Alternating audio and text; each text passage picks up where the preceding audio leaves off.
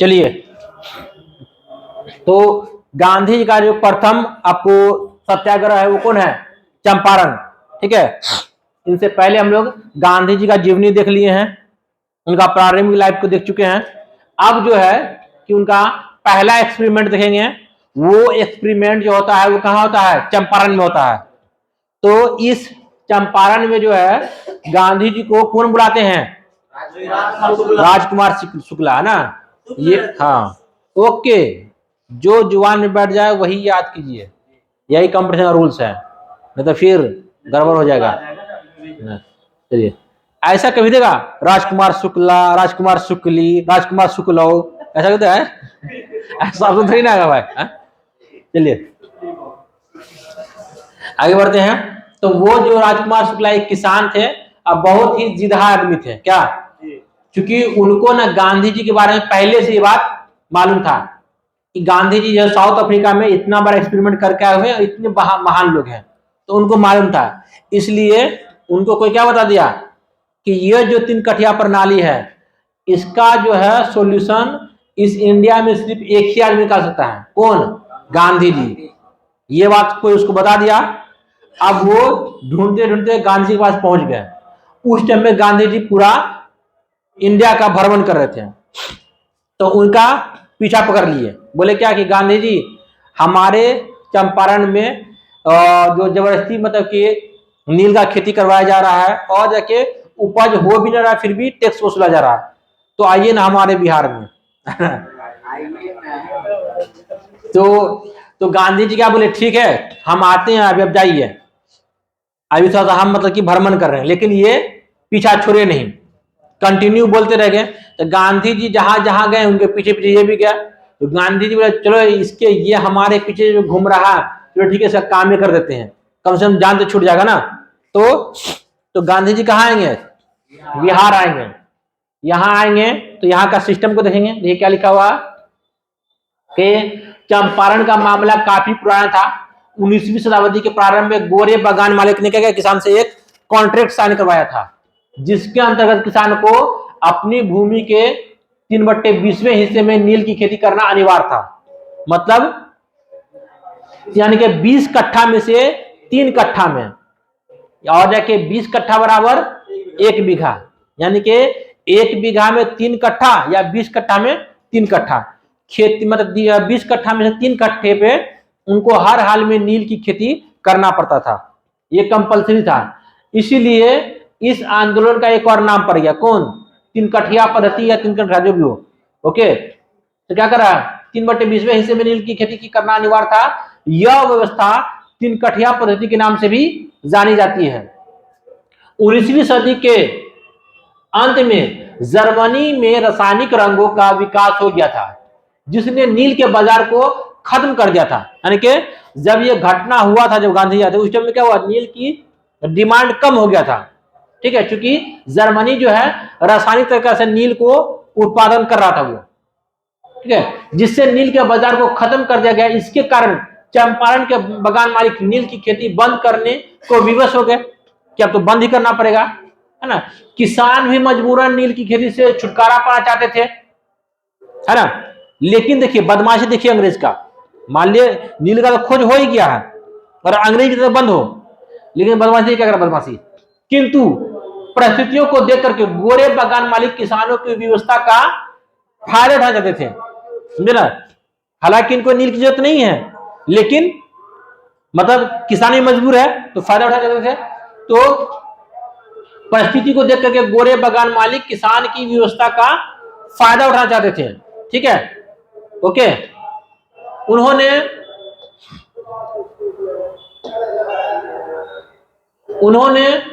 दूसरी फसलों की खेती करने के लिए किसानों को अनुबंध से मुक्त करने की एवज में लगान व अन्य करों की दरों में अत्यधिक वृद्धि कर दी।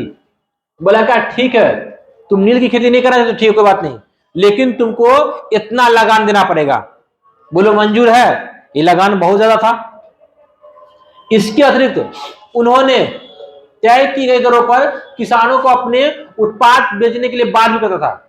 मान लिए एक तो टैक्स भी बढ़ा दिए, ऊपर से आपको इतना रुपए में ही अपना फसल बेचना है, इससे ज्यादा में नहीं बेचना है। ये भी दिक्कत था। ठीक है, तो क्या करा चंपारण जी ने, एक प्रमुख आंदोलनकारी कौन, राजकुमार शुक्ल ने गांधी जी को चंपारण बुलाने का फैसला किया। ठीक है, फलतः गांधी जी, देखिए कौन सा बात है, ये क्वेश्चन पूछा हुआ है कि चंपारण आंदोलन में गांधी जी के साथ में कौन कौन आते हैं, ये क्वेश्चन पूछा हुआ है। ठीक है, तो गांधी जी, राजेंद्र प्रसाद जो प्रथम ये बने थे, प्रेसिडेंट बने थे, और ब्रिज किशोर, मजरुल हक और महादेव देसाई और नरहरि पारिक और जेबी कृपलानी, ये लोग वहां से आते हैं। ठीक है, और इन लोगों के सहयोग से मामलों की जांच करने पर चंपारण पहुंचे। गांधी जी के चंपारण पहुंचते ही अधिकारी ने उन्हें तुरंत चंपारण से चले जाने के लिए कहा। ठीक है, गांधी जी को कहा, लेकिन अंग्रेज को मालूम ही नहीं कि ये गांधी जी जो है अंग्रेज को पानी पिला के वहां से आया हुआ है, साउथ अफ्रीका से। ठीक है, आदेश दिया, किंतु गांधी जी ने इस आदेश को मानने से इनकार कर दिया तथा किसी भी प्रकार किसी भी प्रकार के दंड को भुगतने का फैसला किया कि तुम जो दंड सजा देना चाहते दो, लेकिन हम यहां से जाएंगे नहीं। तो सरकार के इस अनुचित आदेश के विरुद्ध गांधी जी के द्वारा अहिंसात्मक प्रतिरोध या सत्याग्रह का मार्ग चुनना विरोध का सर्वोत्तम तरीका था। मतलब कि वो एक सत्याग्रही थे, एक अहिंसावादी थे, तो उन्होंने वही रास्ता चुना कि इनका सामना करने के लिए। तो गांधी जी की दृढ़ता के सम्मुख सरकार क्या हो गया, विवश हो गया, है ना। अंततः उसने स्थानीय प्रशासन को अपना आदेश वापस लेता गांधी जी को चंपारण के गांव में घूमने की आजादी दे दी जाएगी, जाइए आप गांव गांव घूम सकते हैं। ठीक है, और फिर क्या बोल रहा है, इसी बीच सरकार ने सारे मामलों की जांच करने के लिए एक आयोग का गठन किया गया, जिसके एक सदस्य कौन थे, गांधी जी भी थे एक सदस्य। ठीक है, ओके, गांधी जी आयोग को यह समझाने में सफल रहे कि तिनकठिया पद्धति समाप्त होनी चाहिए। ठीक है, तिनकठिया पद्धति करनी चाहिए, समाप्त होनी चाहिए। उन्होंने आयोग को यह भी समझाया कि किसानों से पैसा अवैध रूप से वसूला गया है और उसके लिए किसानों को हर्जाना दिया जाए। मतलब जो पैसा आप जो बाय फोर्स लिए हैं या जबरदस्ती जो मतलब कि टैक्स बढ़ा करके, वो पैसा आप किसान को वापस भी कीजिए। तो गांधी जी ये भी मनाने में कामयाब हो गए। ठीक है, देखिए और क्या कह रहा है कि बाद में एक और समझौता के पश्चात गोरे मतलब अंग्रेजवा, है ना, गोरे बागान मालिक अवैध वसूली का 25% हिस्सा किसानों को लौटाने के लिए राजी भी हो गए। ठीक है, इसके एक दशक के भीतर ही बागान मालिक ने चंपारण छोड़ दिया, है ना, चंपारण छोड़ के अच्छा हुआ चला गया ना, वरना हम लोग को फिर से एक सत्याग्रह करना पड़ता। क्या लालू जी बोलते हैं ना कि हमारा जन्म हुआ 1948 में, है ना, और जाके 1947 में ही गांधी चला गया, हमारे जन्म लेते ही डर से वो चला गया। ठीक है, आगे बढ़ते हैं। चंपारण छोड़ दिया। गांधी जी ने भारत में सविनय अवज्ञा आंदोलन, देखिए गांधी जी भारत में सविनय अवज्ञा आंदोलन का प्रथम संघर्ष सफलतापूर्वक जीत लिया। तो पूछ देगा कि गांधी जी ने अपना प्रथम सविनय अवज्ञा आंदोलन कहां प्रयोग किया, तो चंपारण में। क्या, ठीक है, चंपारण सत्याग्रह से संबंधित अन्य लोकप्रिय नेता कौन सब थे, अनुग्रह नारायण सिंह जो बिहार के प्रथम उप मुख्यमंत्री बने थे। ठीक है, उप मुख्यमंत्री, और रामनवमी प्रसाद और शंभू शरण वर्मा, ये लोग भी शामिल थे, लोकल नेता थे। और वो लोग कौन थे, राष्ट्रीय नेता थे। मतलब कि ये रिक्वेस्ट करके, ये कोई हिंसात्मक काम नहीं होगा, रिक्वेस्ट करके आपको मनाएंगे, समझे, सब विनय के साथ में। विनती प्रार्थना के साथ में। चलिए, अब है क्या कि ये आंदोलन कब होता है? 1917 में होता है। उसके बाद फिर गांधी जी एक और आंदोलन करेंगे 1918 में। कौन आंदोलन? अहमदा मिल हड़ताल। हाँ, तो ये तो कभी कभी क्वेश्चन आता है कि गांधी जी ने सर्वप्रथम भूख हड़ताल का जो है प्रयोग कहाँ किया था? अहमदाबाद मिल हड़ताल में। इस आंदोलन में वो सबसे पहले भूख हड़ताल का प्रयोग किया था, मतलब के भूखे रहकर आंदोलन करते हैं, अनशन। ठीक है, तो क्या कह रहा है? चंपारण के पश्चात गांधी जी ने मार्च 18 में अहमदाबाद मिल हड़ताल के मुद्दे पर हस्तक्षेप किया। यहां मिल मालिक और मजदूरों में प्लेग बोनस को लेकर के विवाद छिड़ गया था। हुआ क्या था कि मतलब एक वहां पे एक डिजीज फैला था, प्लेग। तो अंग्रेज क्या बोला कि अगर तुम लोग प्लेग में भी अगर तुम लोग काम करोगे मिल में, तो तुमको हम बोनस देंगे। ठीक है, तो जाहिर सी बात है, कोई भी अपना जीवन को मतलब कि हाथ पर रख करके गया काम करने के लिए, जब काम कर लिया बाद में क्या बोला कि नहीं कोई बोनस नहीं मिलेगा, है ना। तो ये उसको खराब लगा कि भाई हम लोग मतलब कि मौत से लड़ करके काम किए कंपनी के लिए, कंपनी अभी क्या बोला कि हम बोनस नहीं देंगे। तो यही बात पे टन गया, क्योंकि उस टाइम पहले के टाइम में कोई बाहर निकल नहीं रहा था, कंपनी घाटे में जा रहा था। ठीक है, तो इसीलिए ये सिस्टम मतलब कि ये कंपनी लेके आया। ठीक है, को लेकर विवाद छिड़ गया।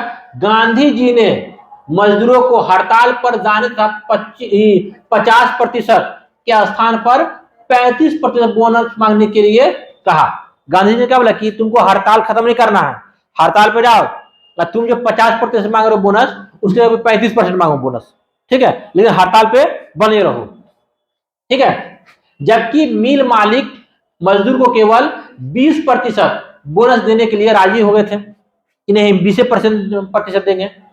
ठीक है, तो गांधी जी ने मजदूरों को सलाह दी कि वे शांतिपूर्ण और अहिंसक ढंग से अपनी हड़ताल जारी रखें। और गांधी जी ने मजदूर के समर्थन में भूख हड़ताल, देखिए भूख हड़ताल प्रारंभ करने का फैसला लिया। और इसके सहयोगी यहां कौन थे? अंबाला सारा भाई की बहन, कौन? अनुसुईया बेन। ये यानी कि अहमदाबाद मिल हड़ताल में जो गांधी जी के सहयोगी थी यहां पर, कौन थी वो? अनुसुईया बेन ने इस संघर्ष में गांधी जी की सक्रिय सहयोग प्रदान किया। इस अवसर पर उन्होंने एक दैनिक समाचार पत्र का प्रकाशन भी प्रारंभ किया। किसने? हाँ,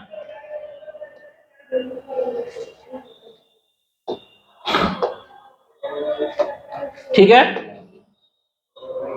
गांधी जी के अनशन पर बैठने के फैसले से मजदूर में एक उत्साह वृद्धि हो गया, उत्साह बढ़ गया। सही बात है भाई, इतना बड़ा नेता भाई यहाँ आया हम लोग समर्थन करने के लिए, है ना।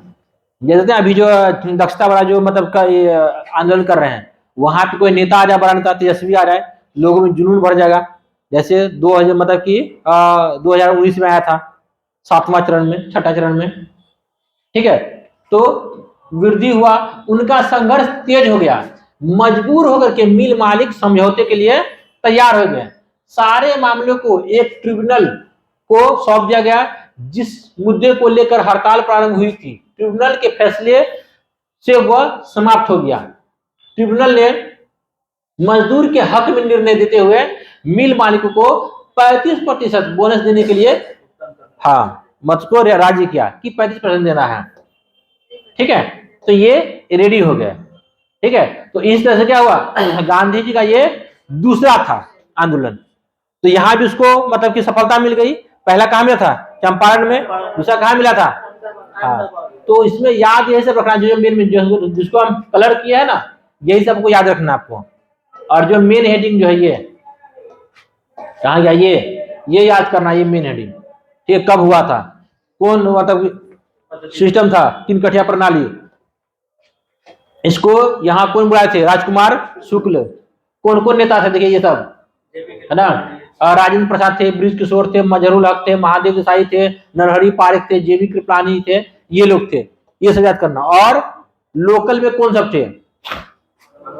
क्योंकि पिछले बार ये पूछ लिया है, ये क्वेश्चन पिछले बार पूछ लिया है ये कि गांधी जी में कौन कौन से थे नेता थे, लेकिन इस बार हो सकता है ये लोकल भी पूछ ले, जो बिहार के नेता थे इनके बारे में पूछ ले, तो इसको याद कर लीजिएगा।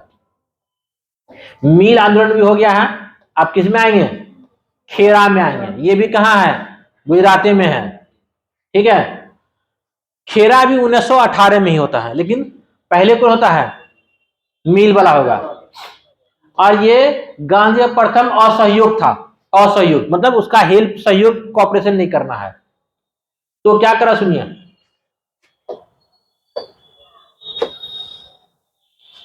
कि वर्ष 1918 के भीषण दुर्भिक्ष के कारण, मतलब अकाल की वजह से, सुखाड़ की वजह से, ठीक है, के कारण गुजरात के खेड़ा जिले में पूरी फसल बर्बाद हो गई। सुखाड़ पर क्या पूरा फसल बर्बाद हो गया।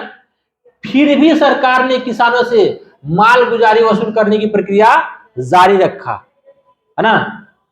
राजस्व संहिता एक रूल्स था, उसके अनुसार यदि फसल का उत्पादन कुल उत्पादन का 1/4 से भी कम हो तो किसान का राजस्व पूरी तरह से माफ कर दिया जाएगा। मतलब ये रूल्स था कि अगर फसल का 1/4 भी बर्बाद होता ना तो भी मतलब जो है लगान वो पूरा माफ कर दिया जाएगा। लेकिन अंग्रेज तो बदमाश था, उसके माइंड में बदमाशी था, फिर भी वो जबरदस्ती वसूल रहे थे, ठीक है। किंतु सरकार ने किसानों का राजस्व माफ करने से मना कर दिया। गुजरात सभा जिसमें किसान शामिल थे 1919 में राजस्व वर्ष के मूल्यांकन को लागू न करने की प्रार्थना भी की उन्होंने, किसान ने, कि मतलब ये लागू मत कीजिए जो मतलब टैक्स है, ठीक है। उनके बाद फिर क्या होता है कि सरकार कठोर बनी रही। सरकार क्या फिर भी मतलब कि ये किसान लोग बहुत रिक्वेस्ट भी किया, लेकिन सरकार कठोर बनी रही और कहा कि यदि करों का भुगतान न किया गया तो किसानों की संपत्ति, खेत खलियान, मवेशी जब्त कर लिया जाएगा। बताइए कितना कम वक्त था ये।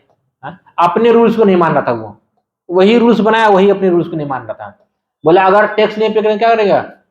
जब्त हो जाएगा, खेत खलियान मवेशी सब जब्त कर लिया जाएगा, ठीक है। यहीं पर गांधी जी की मुलाकात होगी लौह पुरुष से। गांधी जी ने किसानों को राजस्व अदा न करने तथा सरकार के दमनकारी कानून के खिलाफ संघर्ष करने की प्रेरणा दी। खेड़ा जिले के युवा अधिवक्ता, देखिए उस टाइम जवान थे बिल्कुल, कौन? वल्लभ भाई पटेल। तो वल्लभ भाई पटेल, इंदुलाल याज्ञिक तथा कई अन्य युवाओं ने गांधी जी के साथ खेड़ा के गांव का दौरा किया। उन्होंने किसानों को लगान न अदा करने की शपथ दिलाई। गांधी जी ने घोषणा की कि यदि सरकार गरीब किसानों का लगान माफ कर दे तो लगान देने में सक्षम किसान स्वेच्छा से अपना लगान अदा करेंगे। मतलब गांधी जी बोले कि अगर आप गरीब किसान का लगान माफ कर देते हैं ना तो जो कैपेबल किसान है, जो अमीर है, वो आपको क्या करेंगे? वो आपको लगान दे देंगे, ठीक है। तो उन्होंने ये बात घोषणा किया, है ना। दूसरी ओर सरकार ने लगान वसूलने के लिए दमन का सहारा लिया। कई स्थानों पर किसानों की संपत्ति कुर्क कर ली गई तथा उनके मवेशी को जब्त कर लिया गया। सरकार ने किसानों के साथ एक समझौता किया, उसने 1 वर्ष के लिए क्या किया? कर को माफ कर दिया, समझे। मजबूर हो गया कि वो अंग्रेज समझौता करता है, क्या बोलता है तुम्हारा जो कर है साल भर के लिए तो आगामी वर्षों के लिए माफ कर देते हैं, ताकि किसानों की जब सब्जी का वो लौटा देता है, ठीक है। आगे फिर क्या होता देखिए, खेड़ा आंदोलन ने किसानों के बीच एक नवीन जागरूकता का संचालन किया। किसान जागरूक हुए कि जब तक उनका देश संपूर्ण, मतलब आप किसान लोग को भी बात मालूम हो गया था, क्योंकि ये बात सबको मालूम था कि जब तक अपना सरकार नहीं होगा, जब तक देश आजाद नहीं होगा, तब तक जो है हम लोग को इसी तरह से सताया जाएगा और हमारी बात को नहीं मानी जाएगी। ये जो बात व्यापारी लोग भी समझाता कि हम जो बोल रहे हैं उनको मतलब टैक्स लगाने के लिए, लेकिन वो जो नहीं लगा रहा है, अगर अपना सरकार होता तो हम लोग के हित में काम करता, ठीक है। तो ये होता है। अब ये लास्ट है, क्योंकि इनके बाद जो है वो जालियांवाला बाग के बाद जो है ना एक और घटना होगा, मतलब ऐसे तो होगा, लेकिन उनके बाद फिर हम लोग असहयोग में जाना चाहेंगे, यानी कि खिलाफत आंदोलन और असहयोग आंदोलन दोनों मिला जुला हुआ है। मतलब खिलाफत आंदोलन ही आगे चल के क्या बन जाएगा, वो असहयोग बन जाएगा। ठीक है, तो इसीलिए आज हम लोग ये दोनों को देख लेते हैं। किसको, इसको, यानी कि रॉलेट एक्ट को, जाके जालियांवाला बाग हत्याकांड को। देखिए ये जो है, क्योंकि अंग्रेज जो है 1914 से पहले मतलब कि इंडियन से वादा करते हैं कि अगर आप हमारा युद्ध में साथ देंगे तो क्या करेंगे, हम आपको रियायत देंगे, कुछ आपको ऑटोनोमस देंगे। ठीक है, ये वादा करते हैं, लेकिन अंग्रेज क्या करते हैं, वादा खिलाफी कर देते हैं, जिसके विरोध में होम रूल आंदोलन होता है। तो होम रूल आंदोलन होता है तो वैसा वैसा और भी आंदोलन होता है। तो उस आंदोलन को कुचलने के लिए, ऐसे ऐसे बहुत सारे आंदोलन को कुचलने के लिए अंग्रेज एक कानून बनाएगा। देखिए कौन कानून बनाएगा, रॉलेट एक्ट, जिसको क्या बोलते हैं, काला कानून। गांधी जी ने क्या किया इसको, गांधी जी ने रॉलेट एक्ट को काला कानून कहा। और इसको एक और भी बात कहा जाता है, इसके बारे में कहा जाता है रॉलेट एक्ट में कि बिना मतलब वकील, बिना दलील और बिना मतलब के गवाह का मतलब ये है, कानून है। ठीक है,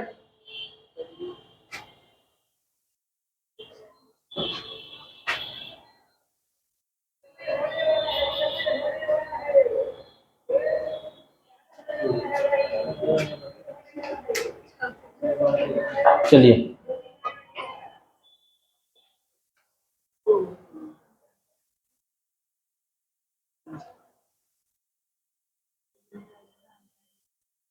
चलिए ठीक है, तो हम लोग इसको देखते हैं, रॉलेट एक्ट को देखते हैं। ये कब शुरू हुआ था, 1919 में। देखिए इसके पीछे कहानी है, देखिए क्या कहानी है। हाँ, इसके बारे में ये कहा था कि न तो दलील है ना, ठीक है, न तो अपील है ना, अपील और न तो वकील। ठीक है, यही कहा जाता है इसके बारे में। किसके बारे में, यानी कि रॉलेट एक्ट के बारे में कहा जाता है, न तो दलील, न तो अपील, न तो वकील, ये ऐसा कानून है ना।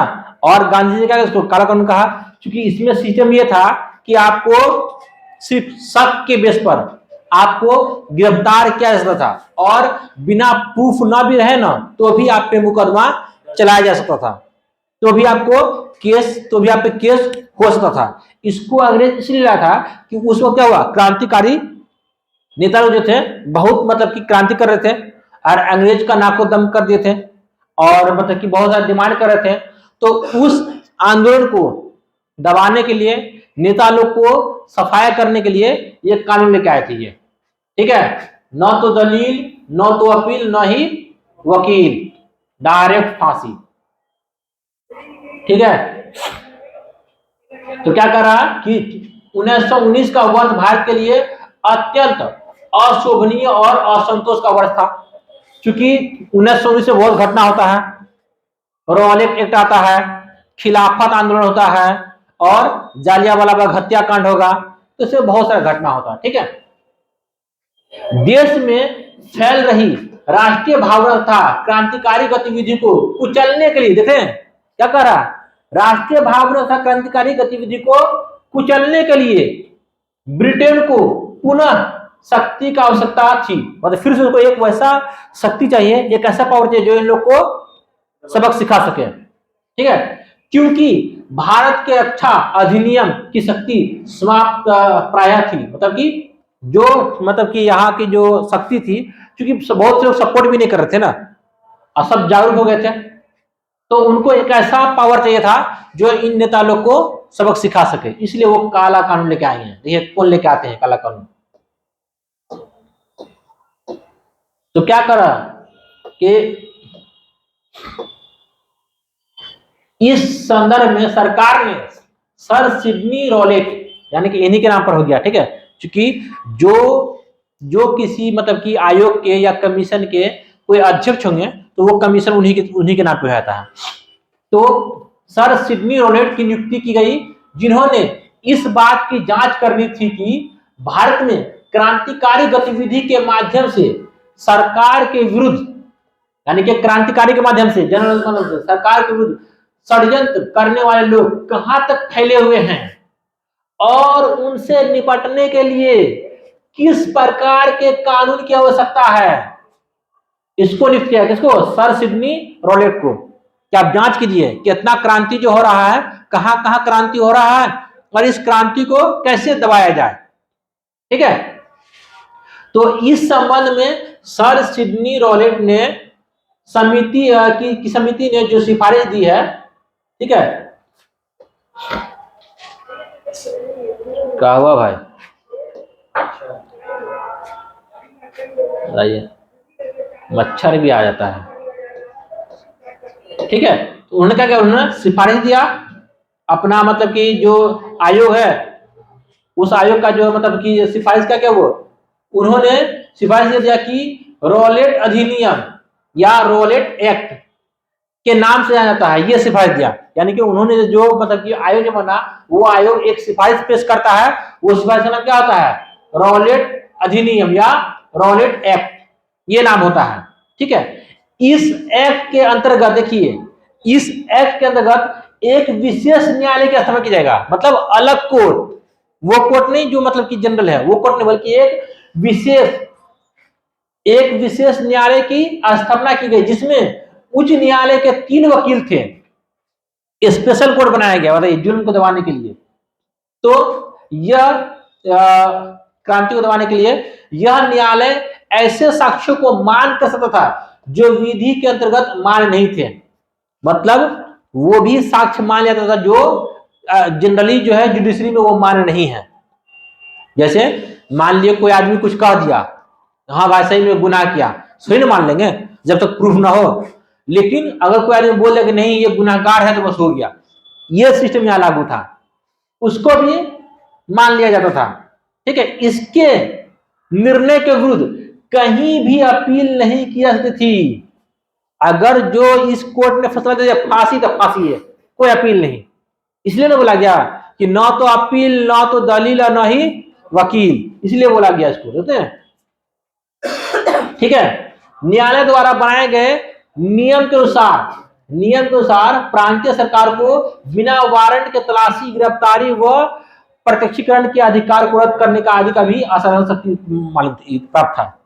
ठीक है, तो ये सब पॉक्सो का तरह का नियम है जो इंडिया में आतंकवादी के विरुद्ध हम लोग इस्तेमाल नहीं करते हैं, वो नियम यहां लागू था। बताइए, उस ऐसा नियम को हम लोग आतंकवाद के विरुद्ध यूज करते हैं, यानी कि वो लोग आतंकवादी समझ रहा था क्रांतिकारी को। ठीक है, फिर क्या कह रहा कि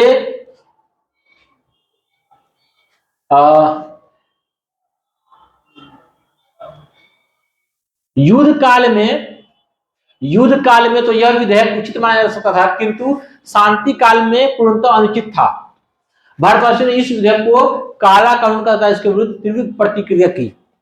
मतलब बोला युद्ध काल में ठीक नहीं, युद्ध के बाद क्या शांति काल में कानून रिलेवेंट नहीं, ये भी सिफारिश दिया गया। तो भाई युद्ध काल में क्यों रिलेवेंट है, आप युद्ध कर रहे हैं ना, आप न कर रहे हैं, लेकिन यहाँ का लोग जो अगर क्रांति करेगा तो उसको आप ऐसे कानून के तहत सजा दे दीजिएगा जिसका कोई सुनवाई नहीं है। तो ये कौन कानून था, रॉलेट एक्ट, समझ गए ना, कितना खतरनाक कानून था। ठीक है, तो अभी आप लोग को मालूम हो रहा होगा कि कितना जरूरी है अपना देश होना। और ये बात उससे पूछिए जो विदेश में रहता है, जो विदेश में रहता है उससे पूछिए कि अपना देश में काम करना कितना मतलब बेहतर है। क्योंकि दूसरे के देश में चले गए ना तो वो आपका वीजा रख लिया तो वो आपको मान लिए ये दुकानदार जो दे रहा है आपको मान लीजिए 20,000 महीना, सामने वाला आपको दे रहा है 30,000 रुपये महीना, लेकिन आप इस दुकान में छोड़ के उस दुकान जा नहीं सकते हैं। लेकिन इंडिया में ऐसा है, कहीं भी चले जाइए वहां का वीजा रख लेगा, आपको मजबूर कर देगा वहां रहने के लिए, आपका वीजा खत्म, आप घर जाइए, लेकिन वहां नहीं जा सकते हैं। ये सिस्टम है विदेश में, इसीलिए अपना देश होना बहुत जरूरी है। चलिए आगे बढ़ते हैं। जालियांवाला बाग हत्याकांड, समझे, ये भी जो है, ये सब भी घटना जो उसी से जुड़ा हुआ है, आंदोलन से जुड़ा हुआ है। कब होता है? 13 अप्रैल 1919 को होता है ये घटना, ठीक है। जालियांवाला बाग हत्याकांड, ये अमृतसर में एक मतलब कि बाग होता है, ठीक है। तो क्या कह रहा सुनिए, अमृतसर हिंसा से सर्वाधिक प्रभावित हुआ। शुरू में प्रदर्शनकारी ने किसी प्रकार की हिंसा नहीं की, मतलब जब हमला नहीं हुआ तो उससे पहली बात बोल रहा है, तो कोई हिंसा नहीं की थी। भारतीयों ने अपनी दुकान बंद कर दी और खाली सड़कों ने ब्रिटिश सरकार के द्वारा दिए गए धोखे को लेकर के भारतीयों की नाराजगी जाहिर की। तो क्या करा, 9 अप्रैल को राष्ट्रवादी नेताओं ने सैफुद्दीन किचलू और डॉक्टर सतपाल को ब्रिटिश अधिकारी ने गिरफ्तार कर लिया। और उसी के विरोध में मतलब ये हुआ है कि इसमें जो जालियांवाला बाग में जो शामिल हुए थे, उसमें सिर्फ इस विरोध को लेकर के कि अंग्रेज ने जो था सैफुद्दीन किचलू लेके डॉक्टर सतपाल को गिरफ्तार कर लिया था, क्योंकि ये लोग क्रांतिकारी थे, इन्होंने क्रांति किया था, इसी के आरोप में गिरफ्तार कर लेते। तो इसी की वजह से कुछ जो है इनके समर्थक वो जालियांवाला बाग में इकट्ठा होते हैं और वहां पर डिस्कस करते हैं कि इनको कैसे छुड़ाया जाए।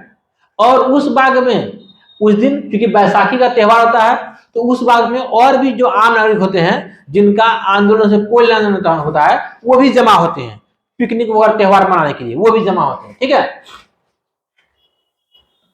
तो देखिए क्या होता है इस दिन। तो इसमें होता यह है कि उससे पहले ना अंग्रेज एक मतलब रूल्स निकालता है कि कोई भी 3 आदमी से अधिक इकट्ठा नहीं हो सकते हैं। चौथा आदमी अगर इकट्ठा होंगे एक जगह तो वो अपराध माना जाएगा, ये रूल्स निकाला था। लेकिन ये रूल्स का प्रकाशन वो किया ही नहीं, पूरे शहर में प्रकाशन किया ही नहीं, हल्का फल्का प्रकाशन छोड़ दिया। आम लोगों को मालूम हुआ ही नहीं भाई कैसा नियम निकला हुआ जो 3 आदमी से अधिक नहीं जमा हो सकते हैं, ये बात किसी को नहीं मालूम था। तो ये अनजाने तो जमा हुए, तो क्या किया, ये बोलेगा कि ये जो है कानून का मतलब कि उल्लंघन है। जब कह दिया गया था कि 3 आदमी से अधिक सड़क पर जमा नहीं हो सकते हैं, तो ये हजारों की संख्या में बाग में क्या कर रहे हैं। तो इसमें 2 व्यक्ति होते हैं, तो दोनों के नाम में आपको बहुत कंफ्यूजन होगा, ठीक है। एक होगा आपको माइकल ओ डायर और एक हो गए जनरल डायर। 2 आदमी होंगे। माइकल ओ डायर जो होते हैं वो पंजाब के गवर्नर होते हैं, ठीक है। और जनरल डायर जो होते हैं वो सेना के अध्यक्ष होते हैं, कैप्टन होते हैं। तो इसमें क्या करेंगे कि जब ये ना जनरल डायर जो है माइकल ओ डायर को इन्फॉर्म करेंगे कैसी बात है, यहाँ पर जालियांवाला बाग में जो है बहुत सारे लोग जमा है, तो ये क्या देंगे आदेश कि गोली चला दो सब पर। तो उसके लिए उस बाग में मात्र एक ही रास्ता था निकलने के लिए, चारों ओर से घर था 2 मंजिला, तो एक ही रास्ता था, बीच में कुआं भी था, ठीक है। तो क्या करते हैं अंग्रेज, अपना एक फौजी दास्ता जो है मतलब 10-15 लोग को गेट के पास खड़ा कर देते हैं और सब लोग कहाँ आते हैं, बागान में घुसते हैं और अंधाधुंध फायर करते हैं। कहा जाता क्या कि तब तक फायर करता है जब तक उसकी गोली खत्म ना हो जाए, तब तक फायर करता रहता है कि मतलब टोटल लोग को छल्ली करता है। जो लोग मतलब कि कुआं के पास में थे वो लोग कुआं में कूद जाता है, मतलब कितने 100 लोग तो कुआं में कूद जाता है, वहां कूद के भी जान दे गया, क्योंकि भाई बहुत सारे लोग जब कूद जाएंगे पानी में डूब के मरेगा ही ना। और अंग्रेजों ने क्या वहां छोड़ दिया होगा, उसमें भी इस पे गोली चला दिया होगा। जो लोग ऊपर में होंगे उसको सर में लगे वो भी खत्म होंगे। इतना मतलब कि जल्लाद आदमी था अंग्रेज, इतना जल्लाद था, समझे, ऐसा वैसी आदमी था। बताइए, ये तो भाई मतलब कि किसी का भी दिल ना दहल जाएगा ऐसा काम करने से पहले। तो जो आदमी फेस्टिवल बनाने आए उनको आप मार रहे हैं, तो वो क्या कर रहा भाई, खाली मीटिंग ना कर रहा, कुछ तो नहीं कर रहा, उसको मतलब कि ये लोग क्या क्या घेर करके ये लोग मार दिया, समझे। तो ये बात जो है पूरे देश में फैल गया, पूरे देश के लोगों को जो है ना मतलब झिझोर के रख दिया और सब लोग जो है मतलब खफा हो गया, क्योंकि इतना बड़ा घटना तो नहीं होता पहले कभी। और ये वो 57 क्रांति में हुआ था, यहां से लोग दोनों ओर से लोग लड़े थे ना, लेकिन ये क्या निहत्थे लोग क्या मतलब कि पूरा पुलिस फोर्स मतलब छल्ली कर दो उसको बॉडी को, ठीक है। तो पूरे देश में ये हलचल मच गया। इसी वजह से क्या करते हैं, इसी रोष को करने के कहा जाता है कि अंग्रेज का ना भारत से जड़ जो यही से उखड़ता है। अंग्रेज का जो है, अंग्रेज का जो भारतीय मतलब कि भारतीयों का ना अंग्रेज पर विश्वास यही से उठ जाता है कि अगर अपना सरकार होता तो कभी ऐसा करता। चलिए मान लो देखिए किसान अभी आंदोलन कर रहा है, नहीं कर रहा क्या कभी बोलेगा फौजी आगे चलो मार दो, कभी कहेगा? कभी नहीं करेगा। तो यही होता है, अपना सरकार में दूसरे सरकार में ये फर्क होता है ना। कितनों अगर किसान आंदोलन कर रहा है, कभी भी गवर्नमेंट नहीं देगा अलाउ कि भाई जाओ मार दो। इन केस अगर गवर्नमेंट देता भी है, अलाउ करता भी है, फौजी कभी ये गोली चलाएगा? अपने लोग कभी नहीं चलाएगा, क्योंकि क्या बोलते भाई कि हम जिसकी रक्षा कर रहे हैं भाई उसी को मारने आए हैं, कभी नहीं चलाएगा। लेकिन देखिए उस टाइम में देखिए कितना बड़ा घटना क्या था। तो उसी में क्या होता है कि आपको रविन्द्रनाथ टैगोर जो है अपना नाइटहुड का उपाधि वापस कर देंगे और महात्मा गांधी कैसरे हिंद की उपाधि वापस कर देंगे। पूरा मतलब कि जो देश जो है वो मतलब कि इस चीज से बहुत खफा होते हैं, बहुत ज्यादा। देखिए क्या कर रहे हैं यहां पर,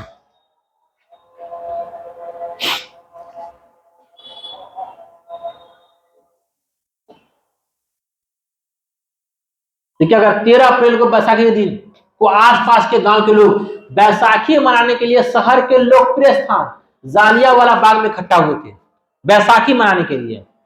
क्योंकि पंजाबी लोग का ये फेमस त्योहार है, फसल कटने के बाद मनाते हैं त्योहार को, ठीक है। जो जनरल डायर की घोषणा के से अनजान थे, यानी कि लोगों को मालूम था कि भाई कि 3 आदमी से अधिक एक साथ घूम नहीं सकते हैं, ठीक है, अनजान थे। स्थानीय नेता ने भी इस स्थान पर एक विरोध सभा का आयोजन किया। त्योहार के आयोजन के बीच विरोध प्रदर्शन की बैठक भी शांतिपूर्ण तरीके से चल रही थी, शांतिपूर्ण तरीके से, जिसमें 2 प्रस्ताव यानी कि रॉलेट अधिनियम की समाप्ति और 10 अप्रैल की गोलीबारी की निंदा, 2 बात हुआ था कि इसका हम निंदा करते हैं और यह कानून को समाप्त किया जाए। ये 2 प्रस्ताव पास हुआ था, ठीक है। लेकिन जनरल डायर ने इस सभा के आयोजन को सरकारी आदेश की अवहेलना समझा, ठीक है, तथा सभा स्थल को सशस्त्र सैनिक के साथ घेर लिया। डायर ने बिना किसी पूर्व चेतावनी के, चेतावनी तक नहीं भाई ये मैदान खाली कर दो, ये तक भी नहीं बोला, बिना पूर्व चेतावनी के सभा पर गोली चलाने का आदेश दे दिया। लोगों पर तब तक गोलियां बरसाई गई जब तक सैनिक की गोलियां समाप्त न हो गई। बताइए, तब तक गोली चलाया। सभा स्थल के सभी निकास मार्गों पर, जो भी निकास मार्ग था निकलने वाला जगह था, सभी निकास मार्गों पर सैनिक द्वारा घेरे होने के कारण सभा में सम्मिलित निहत्थे लोग चारों ओर गोली से छल्ली होते रहे। इस घटना में लगभग 1000 लोग मारे गए। तो सरकारी आंकड़ा है उस टाइम का, लेकिन इनसे भी ज्यादा है।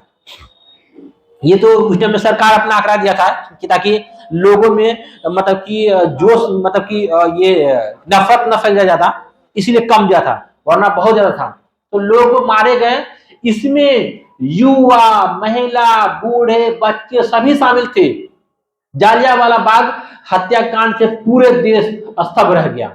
वहशी क्रूरता ने देश को मौन कर दिया। पूरे देश में बर्बरता हत्याकांड की भर्त्सना की गई। रविन्द्रनाथ टैगोर ने विरोध स्वरूप अपनी नाइटहुड की उपाधि त्याग की तथा शंकर राम नागर ने वायसराय की कार्यकारिणी बैठक से त्यागपत्र दे दिया और गांधी जी ने कैसरे हिंद की उपाधि लौटा दी, ठीक है, जो उन्हें बोअर युद्ध के दौरान मिला था, वो मतलब भर्ती करने के इसमें, ठीक है। अनेक स्थानों पर सत्याग्रहियों ने अहिंसा का मार्ग त्याग करके हिंसा को उतर गया। सही बात है भाई, तुम अगर हमारे भाई बहन को मारे हो तो हम लोग कब तक अहिंसा करते रहेंगे। तो क्या क्या अहिंसा का मार्ग छोड़ क्या हिंसा पर उतारे, जिससे 18 अप्रैल 1919 गांधी जी ने सत्याग्रह को समाप्त कर घोषित किया गया। क्योंकि इससे क्या हो रहा था, गांधी जी का जो सिद्धांत था वो मतलब के हट के काम हो रहा था, तो ये काम किया।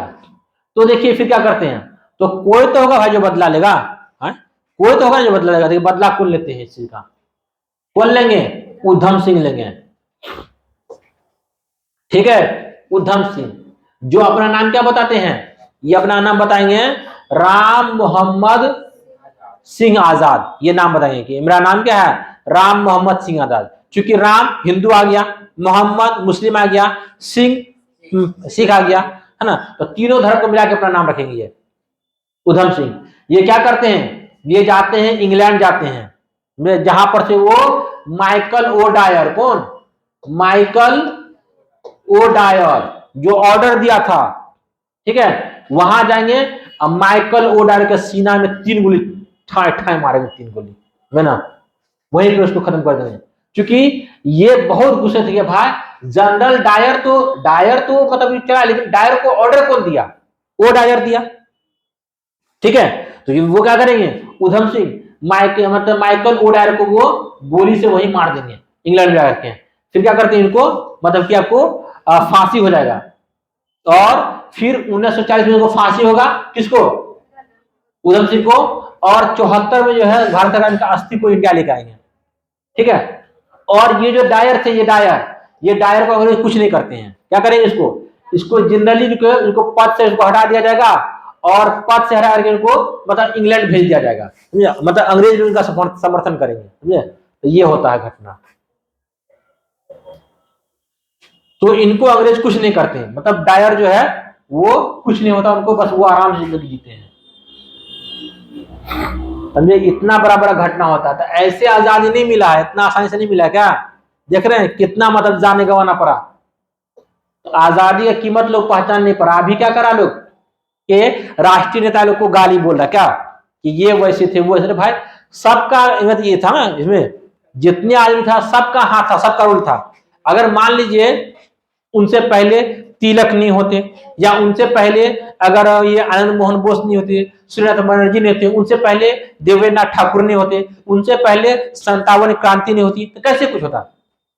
वहीं से धीरे धीरे, क्या एक दिन थोड़ी ना होता भाई, वो इसको आजाद होने में वर्षों लग गया, तो धीरे धीरे चला ना। अब इसमें किसी एक को अपने मतलब हीरो बना देंगे, और किसी एक को विलन थोड़ी ना होगा। हाँ, किसी का रोल ज्यादा, किसी का रोल कम है, लेकिन बराबर सब है, ठीक है। इसलिए आप सोच समझ के किसी भी जो भारतीय हीरो है उनके प्रति कोई भी वर्ड इस्तेमाल करें, सोच समझ के, समझे। क्योंकि 6 साल जो मतलब कि जेल हुआ, गांधी जी को भी 1922 में क्या था, अशोक को 6 साल का जेल दिया सजा होता है। जो सजा 1908 में तिलक को मिलता है, सेम सजा 1922 में आपको गांधी जी को मिलेगा। लेकिन उनकी तबीयत खराब हुई थी, इसलिए उनको 24 में ही रिहा कर दिया जाता है, समझे। तो इतना सारा जेल खट के नेहरू जी, गांधी, मतलब जितना था टोटल नेता जेल खट के आए होते हैं, समझे ना। सब बिना जेल के तो खैर नेता का कोई कंसेप्ट था पहले, अभी बिना केस का कंसेप्ट नहीं है ना। चलिए ठीक है। तो कल जो है, कल हम लोग खिलाफत आंदोलन, असहयोग आंदोलन, स्वराज पार्टी, और उनके बाद में सविनय अवज्ञा जो है, यहां तक हम लोग देखेंगे, ठीक है। होगा तो कल गांधी जी खत्म कर देंगे, या फिर परसों। चलिए ठीक है, अब आप लोग रीजनिंग पढ़िए सर से।